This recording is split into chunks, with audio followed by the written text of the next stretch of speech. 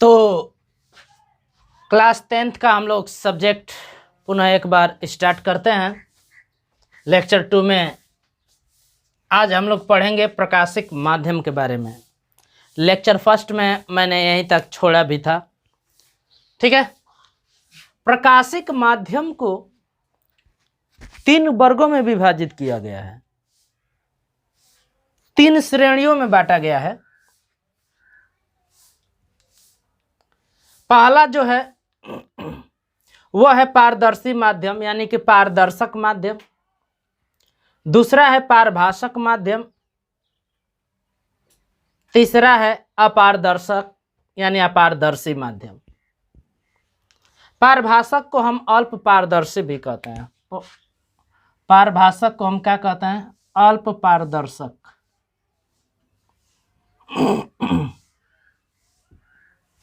Transparent medium क्या होता है? Translucent medium. और ऑपेक्यू मीडियम क्या होता है? तो पहले हम पढ़ते हैं पारदर्शी माध्यम यानी कि पारदर्शक माध्यम क्या होता है। ऐसा माध्यम जिसमें प्रकाश का अधिकांश भाग आर पार चला जाता है, यानी कि जिस माध्यम के हम आर पार देख सकें, यानी कि जिन वस्तुओं के हम आर पार देख सकें वे वस्तुएं, वे माध्यम पारदर्शक माध्यम कहलाते हैं, पारदर्शी माध्यम कहलाते हैं, पारदर्शी वस्तुएं कहलाती हैं। जिन वस्तुओं के आर पार प्रकाश का अधिकांश भाग चला जाता है वे पारदर्शी वस्तुएं कहलाते हैं, पारदर्शक वस्तुएं कहलाती हैं। चाहे जिस माध्यम के आर पार प्रकाश का अधिकांश भाग चला जाता है या हम आर पार देख सकते हैं, उस माध्यम को हम पारदर्शक माध्यम, पारदर्शी माध्यम कहते हैं, ट्रांसपेरेंट मीडियम बोलते हैं।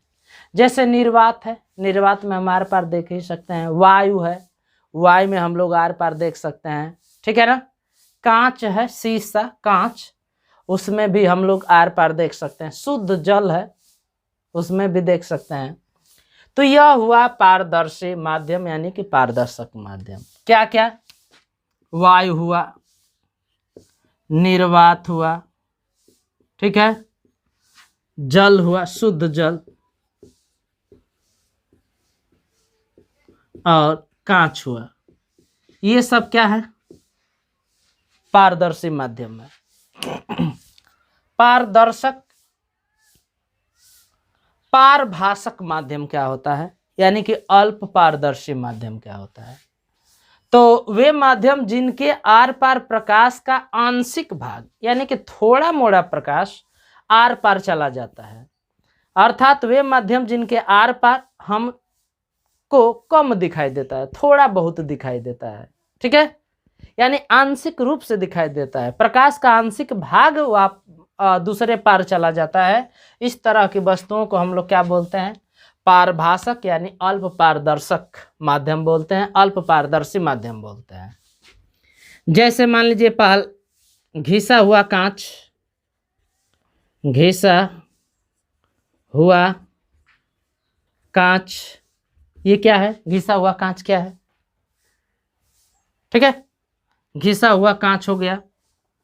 इसके बाद तेल लगा हुआ कागज हुआ, तेल लगा हुआ कागज हो गया। इसके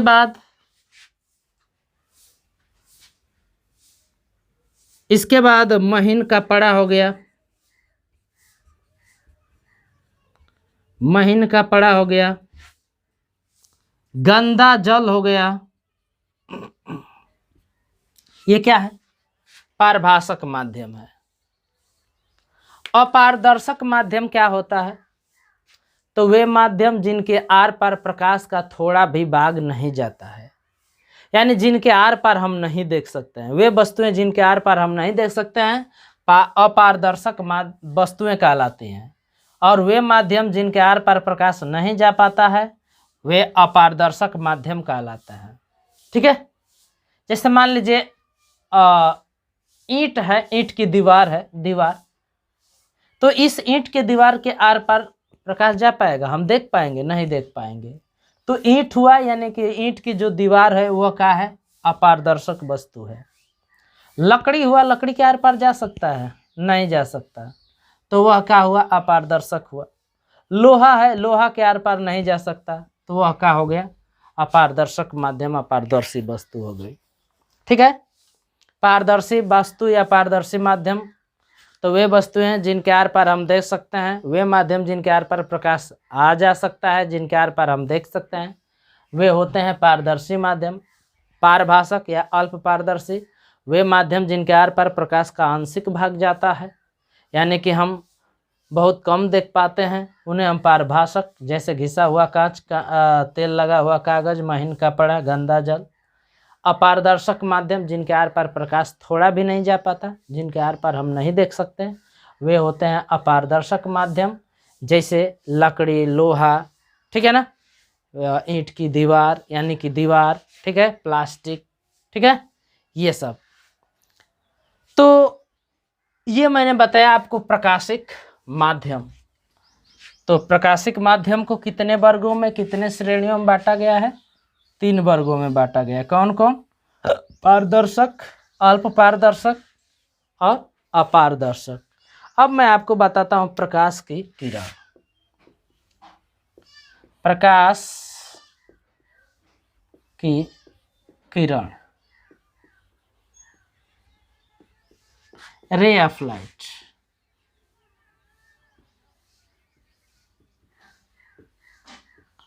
प्रकाश की किरण क्या होती है?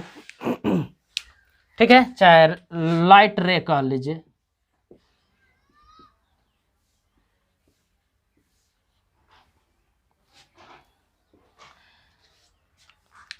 चलिए समझ लीजिए प्रकाश की किरण किसे कहते हैं। तो अभी अभी आपने पढ़ा, ठीक है, कि प्रकाश 3 माध्यमों द्वारा जा सकता है। माध्यम 3 प्रकार के होते हैं, पारदर्शी, अपारदर्शी और अल्प पारदर्शी, ठीक है ना। प्रकाश की किरण का मतलब यह है कि प्रकाश किसी माध्यम में जिस मार्ग से होकर जाता है, उस मार्ग को ही, उस पथ को ही हम प्रकाश की किरण बोलते हैं, लाइट रे बोलते हैं। लाइट रे किसे कहते हैं? प्रकाश की किरण किसे कहते हैं? तो किसी माध्यम में प्रकाश जिस मार्ग से होकर जाता है, उस मार्ग को ही हम प्रकाश की किरण कहते हैं। जैसे मान लीजिए यह माध्यम है कोई, मान लीजिए वायु है, वायु में प्रकाश ऐसे गया, इस रास्ते से गया, तो इस ये जो रास्ता है, जिस रास्ते से प्रकाश गया है, इस रास्ते को ही हम लोगों ने नाम दिया है क्या? प्रकाश की किरण, ठीक है ना। तो प्रकाश की किरण आपने समझा। अब प्रकाश पुंज क्या होता है? प्रकाश पुंज, ठीक है, बीम ऑफ लाइट।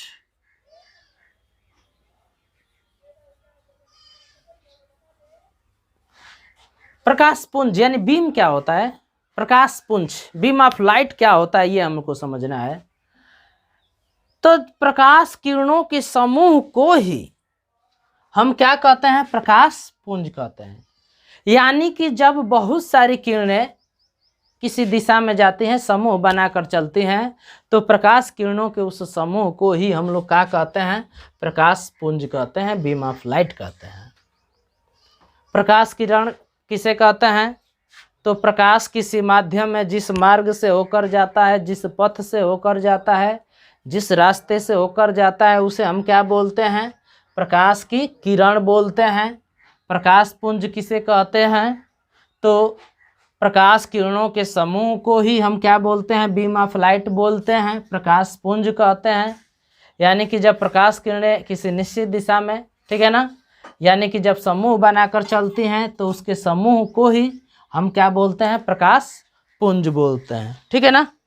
प्रकाश पुंज जो है वह 3 प्रकार के होते हैं। प्रकाश पुंज जो होते हैं वह 3 प्रकार के होते हैं। एक होता है अभिसारी, अभिसारी प्रकाश पुंज, अभिसारी प्रकाश पुंज, ठीक है। अब सवाल यह है कि अभिसारी प्रकाश पुंज क्या होता है, ठीक है। कन्वर्जेंट बीम ऑफ लाइट या बीम कह देते हैं। कन्वर्जेंट बीम क्या होती है ये समझना है। ठीक है ना। तो अभिसारी प्रकाश पुंज क्या है ये हमें समझना है। कन्वर्जेंट बीम ऑफ लाइट क्या होती है। तो जैसे आप प्रकाश पुंज को ले लीजिए, मैंने प्रकाश पुंज लिया, ये प्रकाश पुंज ऐसे हो सकता है, एक प्रकाश पुंज ऐसे हो सकता है। ये मान लीजिए मैंने एक प्रकाश पुंज लिया, ये पॉइंट का नाम दे दिया हमने O। एक प्रकाश पुंज हमने ये लिया, ये मैंने लिया, ठीक है। एक प्रकाश पुंज मैंने ये लिया, देख लीजिए। तो तीन तरह का हमने प्रकाश पुंज लिया है।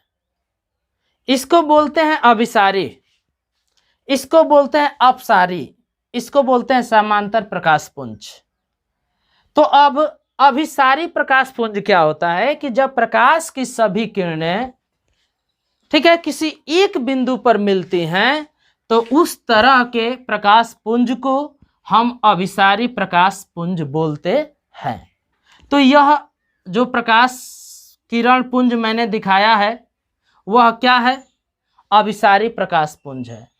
अभिसारी प्रकाश पुंज क्या होता है, तो अभिसारी प्रकाश पुंज क्या है, तो जब प्रकाश की सभी किरणें एक बिंदु पर मिलती हैं तो उस तरह के प्रकाश किरणों के समूह को, प्रकाश पुंज को हम अभिसारी प्रकाश पुंज कहते हैं। दूसरा क्या मैंने बताया है, दूसरा मैंने बताया है अपसारी प्रकाश पुंज, ठीक है। अपसारी प्रकाश पुंज यानी कि divergent beam of light, beam of light.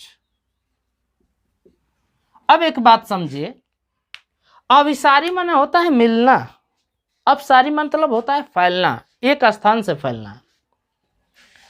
तो अपसारी का मतलब जब प्रकाश की किरणें एक बिंदु से जब फैलती हैं तो उस तरह के प्रकाश किरणों के समूह को हम अपसारी प्रकाश पुंज कहते हैं।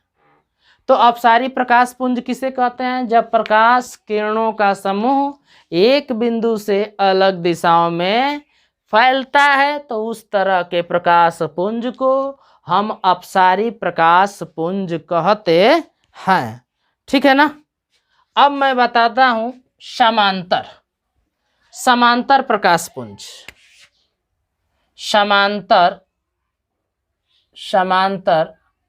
प्रकाश पुंज, समांतर प्रकाश पुंज क्या होता है, parallel beam of light, beam of light, ठीक है। ये क्या होता है, तो जब प्रकाश की सभी किरणें एक दूसरे के समांतर होती हैं तो उस तरह के प्रकाश पुंज को हम समांतर प्रकाश पुंज बोलते हैं। तो मैंने तीन बताया समांतर प्रकाश पुंज, ठीक है। जब प्रकाश किरणों की सभी किरणें समांतर होती हैं, जब प्रकाश पुंज की सभी किरणें समांतर होती हैं एक दूसरे के, तो समांतर प्रकाश पुंज कहलाता है। अभिसारी क्या होता है, जब प्रकाश किरणों का सभी एक बिंदु पर मिलती हैं, जब प्रकाश पुंज की सभी किरणें एक बिंदु पर मिलती हैं, अभिसारी। अपसारी क्या होता है, जब प्रकाश पुंज की सभी किरणें एक बिंदु से फैलती हैं तो उस तरह के जो समूह होता है, जो पुंज होता है, उसे हम क्या बोलते हैं, अपसारी प्रकाश पुंज बोलते हैं। अब उदाहरण समझ लेते हैं। जैसे मान लीजिए हमें लाइट को फैलाना है, जैसे सड़कों पर लाइट को दूर दूर तक फैलाना होता है, तो हाँ वहाँ पर हम जिस वस्तु का प्रयोग करते हैं वह क्या करता है कि प्रकाश को फैला देता है। जैसे ये बल्ब हुआ, ठीक है, ये बल्ब हो गया, देख लीजिए, ये मान लीजिए बल्ब हुआ। अब इसको फैलाना है तो हमने यहाँ पर एक लगा दिया, ठीक है ना। अब ये क्या करेगा, ऐसी वस्तु लगाएंगे, चाहे लेंस लगा देंगे, ठीक है ना। अब सवाल ये है कौन सा लेंस फैलाता है, तो जो अवतल लेंस होता है वो फैलाता है। तो हम क्या करते हैं, मान लीजिए यहाँ पर अवतल लेंस लगा देते हैं, तो यह क्या करेगा, प्रकाश को क्या करेगा, चारों तरफ फैला देगा। ऐसे फैल गया मान लीजिए, ठीक है। तो फैल जाएगा तो जो किरणें होंगी वह क्या होंगी, एक बिंदु से फैल रही है ना, ठीक है। तो वह क्या हो जाएंगी, अपसारी हो जाएंगी। वैसे ही उत्तल लेंस लगा दीजिए, तो उत्तल लेंस क्या करता है, उत्तल लेंस क्या करता है भाई, तो उत्तल लेंस, ठीक है ना, जब समांतर ऐसे प्रकाश किरणें होती हैं समांतर, तो एक बिंदु पर मिला देता है, ये एक बिंदु पर मिला देता है। तो इसीलिए उत्तल लेंस को अभिसारी लेंस भी कहते हैं। प्रकाश किरणों के सब समूह को, जो भी प्रकाश किरणें सबको एक बिंदु पर मिला देता है, ठीक है। ऐसे ही यदि उत्तल लेंस के फोकस पर आप रखें किसी प्रकाश स्रोत को, तो यहाँ से जो भी किरणें निकलेंगी वह समांतर कर देगा। तो यह क्या हो जाएगा, समांतर किरण पुंज हो जाएगा। तो आपने प्रकाश पुंज 3 प्रकार का पढ़ा। समांतर प्रकाश पुंज क्या होता है, जब प्रकाश पुंज की सभी किरणें एक दूसरे के समांतर होती हैं तो समांतर प्रकाश पुंज कहलाता है। अभिसारी क्या होता है, जब प्रकाश पुंज के सभी किरणें एक बिंदु पर मिलती हैं तो क्या होती हैं, अभिसारी प्रकाश पुंज होता है। जब प्रकाश किरणों का जो भी समूह है, ठीक है ना, उसमें जो भी किरणें हैं वह एक बिंदु से अलग अलग दिशाओं में जाती हैं, तो उस तरह का जो समूह होता है वह अपसारी कहलाता है, ठीक है ना। अब आज जिस चीज़ के बारे में हम लोग पढ़ने वाले हैं, प्रकाश का परावर्तन, ठीक है ना, प्रकाश का परावर्तन।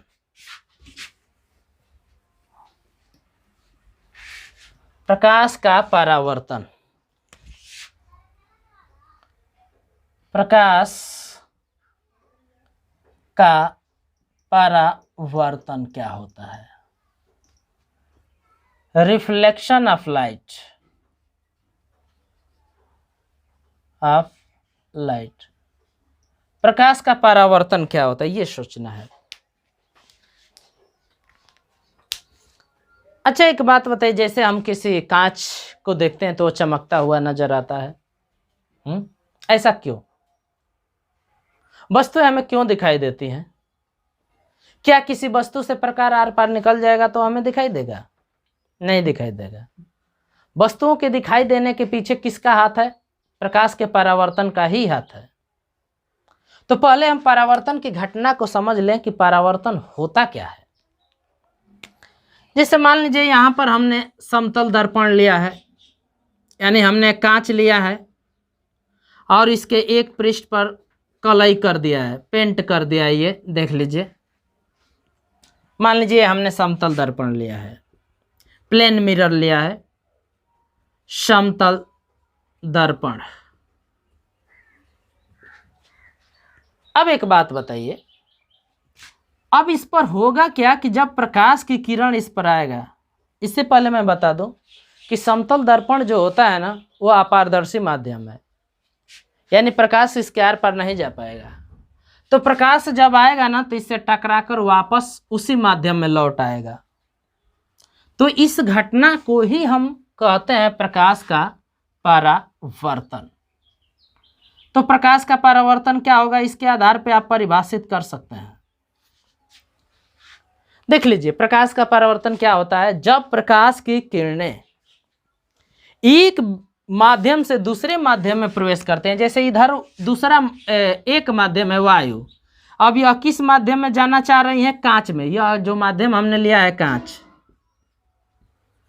तो जब प्रकाश की किरणें एक माध्यम से दूसरे माध्यम में प्रवेश करती हैं तो दूसरे माध्यम के तल से, यानी कि इस समतल दर्पण के तल से टकराने के बाद वापस वायु में आ जा रहे हैं, वापस उसी माध्यम में आ जा रहे हैं। तो इस घटना को ही हम लोग क्या बोलते हैं? प्रकाश का परावर्तन बोलते हैं।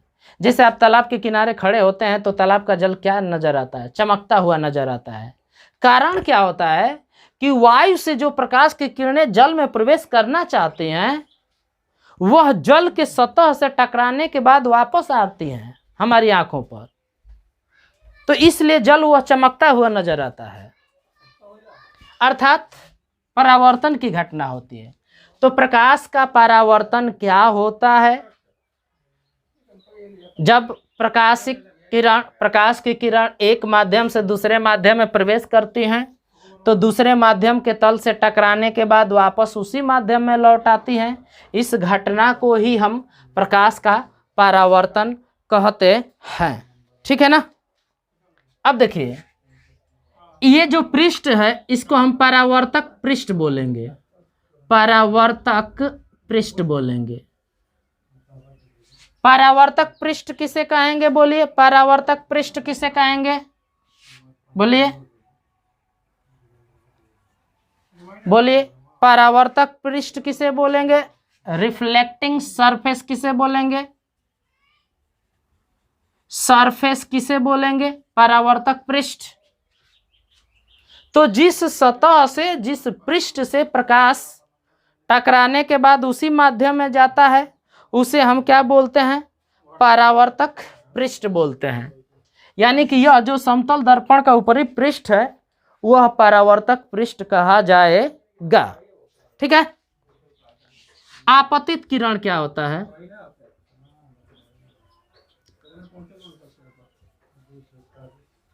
आपतित किरण क्या होता है? इंसिडेंट रे क्या होता है?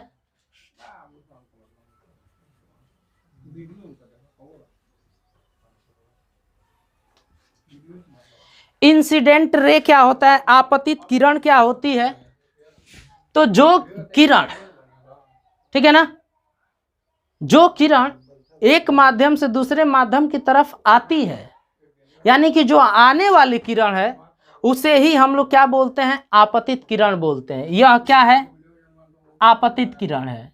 इस किरण को हम क्या कहेंगे? परावर्तित किरण बोलेंगे। परावर्तित किरण बोलेंगे। रिफ्लेक्टिंग रे बोलेंगे। परावर्तित किरण किसे बोलेंगे? रिफ्लेक्टिंग रे किसे बोलेंगे? तो जो किरण परावर्तन के बाद लौटती है, परावर्तित होती है, उस किरण को ही हम लोग क्या बोलते हैं? परावर्तित किरण बोलते हैं। ठीक है। अब होता है आपतन बिंदु किसे कहते हैं? आपतन बिंदु, ये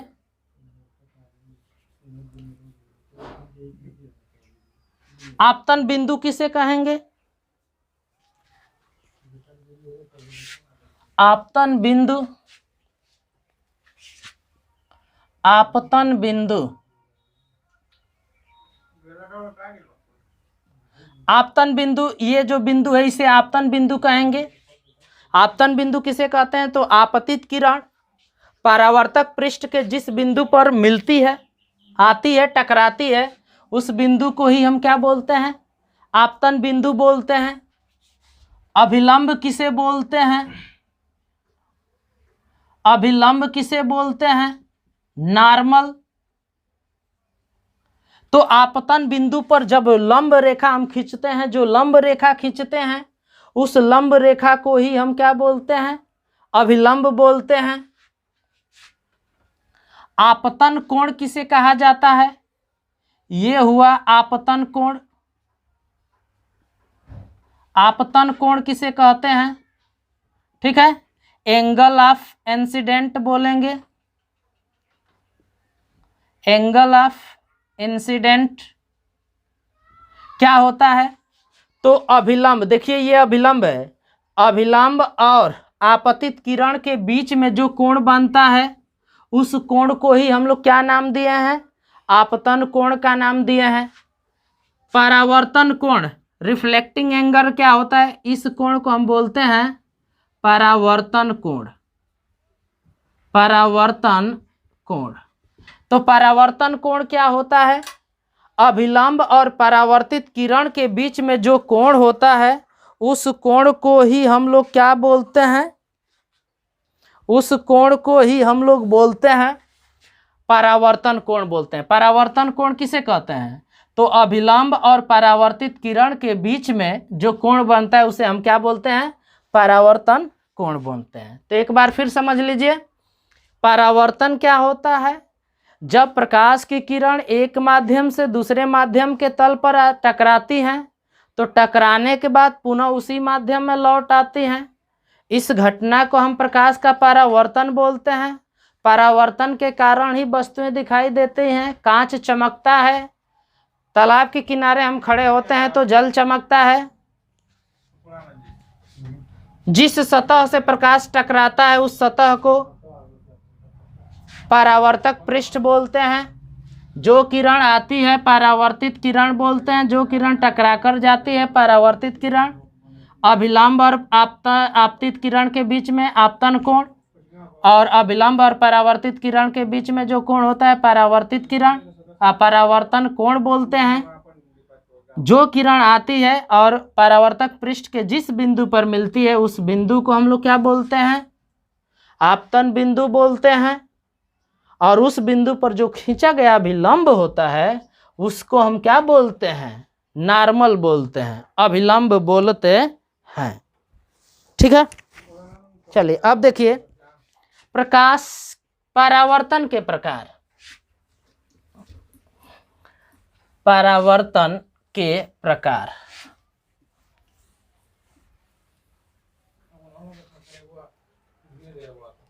परावर्तन दो प्रकार का होता है। पहला होता है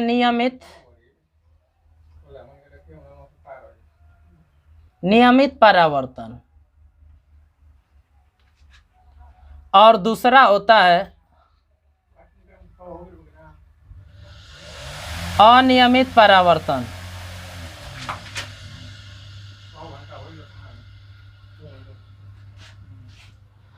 तो मैं आपको बताने जा रहा हूं नियमित परावर्तन क्या होता है, रेगुलर रिफ्लेक्शन।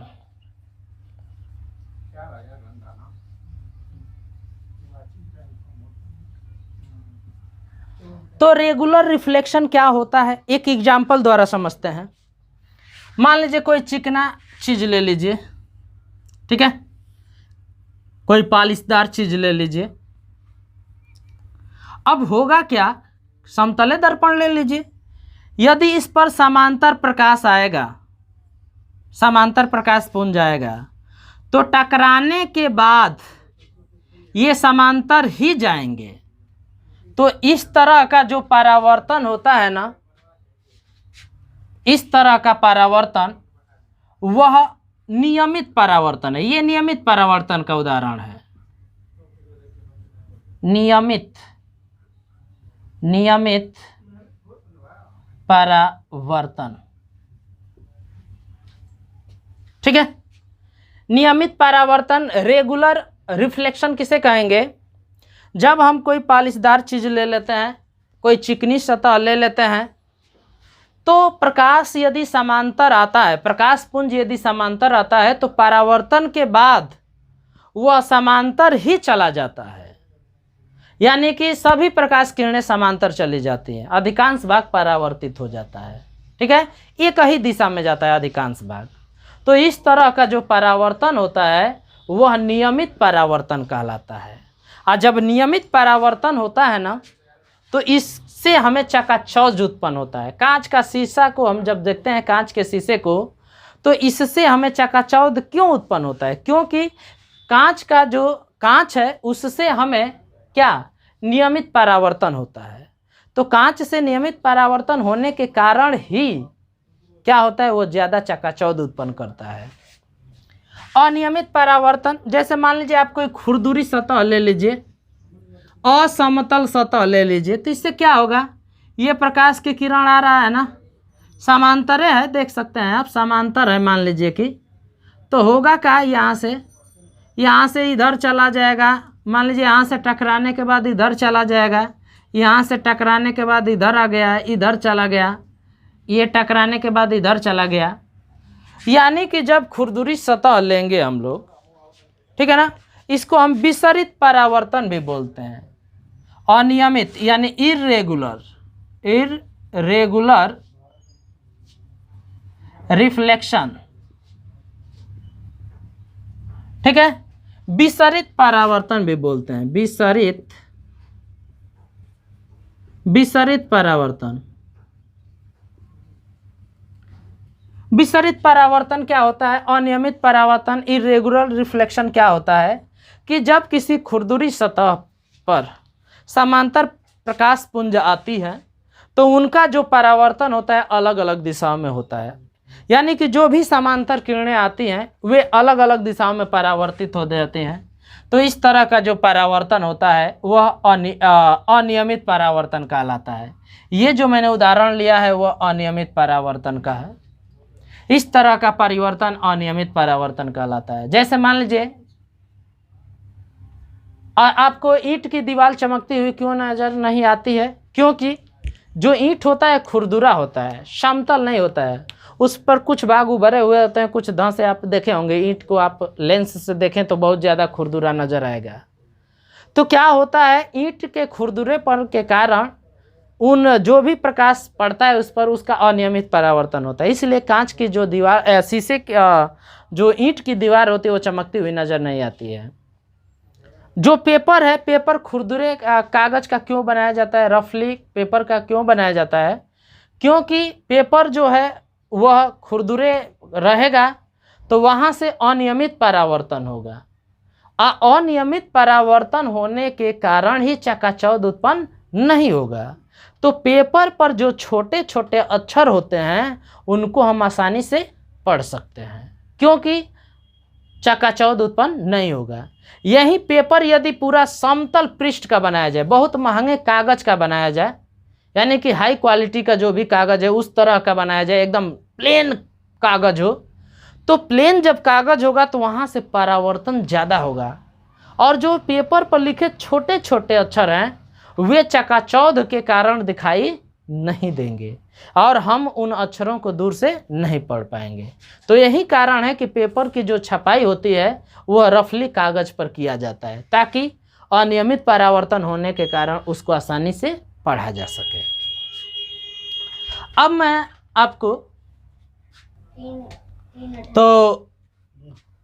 आपको बताने जाना हूँ परावर्तन के नियम।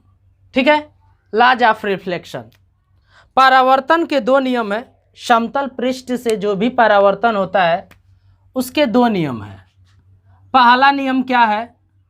पहला नियम फर्स्ट लॉ क्या है? First law. ठीक है, पहला नियम क्या है कि आपतित किरण, परावर्तित किरण और आपतन बिंदु पर डाला गया अभिलंब तीनों एक ही पृष्ठ पर होते हैं, अर्थात समतलीय होते हैं, एक ही समतल में स्थित होते हैं। क्या क्या? आपतन बिंदु पर डाला गया अभिलंब, ये देखिए आपतित किरण, परावर्तित किरण और ये अभिलंब तीनों कहाँ होते हैं? एक ही तल में होते हैं, यानी समतलीय होते हैं। ठीक है, एक ही पृष्ठ में होते हैं। दूसरा नियम यह है कि आपतन कोण, आई माने इंसिडेंट एंगल, आपतन कोण, और ये आर परावर्तन कोण, ये क्या होते हैं? बराबर होते हैं। दूसरा नियम क्या है कि आपतन कोण बराबर होता है किसके? परावर्तन कोण के। आपतन कोण जो है वह परावर्तन कोण के क्या होता है? बराबर होता है। तो यह रहे परावर्तन के दो नियम। परावर्तन के दो नियम है, समतल दर्पण से, समतल पृष्ठ से परावर्तन के दो नियम है। पहला नियम क्या है? फर्स्ट लॉ क्या है कि आपतित किरण, परावर्तित किरण और आपतन बिंदु पर डाला गया विलंब तीनों एक ही तल में होते हैं, समतलीय होते हैं, एक ही पृष्ठ पर स्थित होते हैं।